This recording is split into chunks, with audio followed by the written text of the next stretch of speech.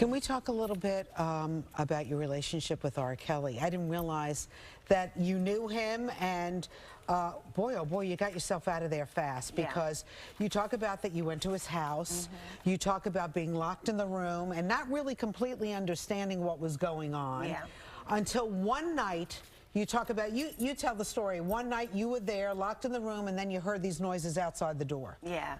You know, in writing this book, I do talk about the faces of men who have sexually abused me and taken advantage of me. And not just a young Porsha, but young in mentality, a warped sense of who I was. I didn't know who I was.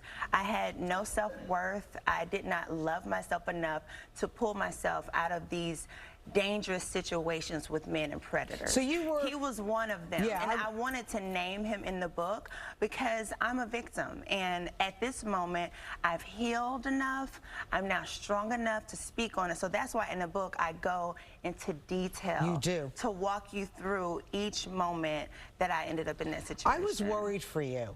Yeah. When I was reading this part, I was worried for you that either you were going to get beat up.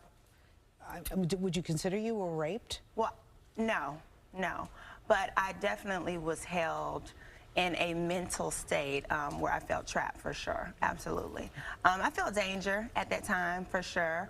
You know, he was named in the book, his story was told in the book, because he just happens to be a celebrity. In the book, I talk about accounts where it happened with other men. And through my life, when I was writing this book, I looked at my journey and I thought about how many times I ended up in abusive situations and toxic relationships. And that pattern was all had to do with me not knowing my power or my worth. So did you break the pattern with Simon? I broke the pattern after my divorce. When you realize you have lost everything, because my identity was being a wife, and that was it. When I lost that, I felt like I had lost all of what Porsha was. But unfortunately, well, fortunately for me, when I lost everything, money, business, a husband, all of that, what was left standing was Porsha. So I worked on myself and I rebuilt who I was and what I thought of me.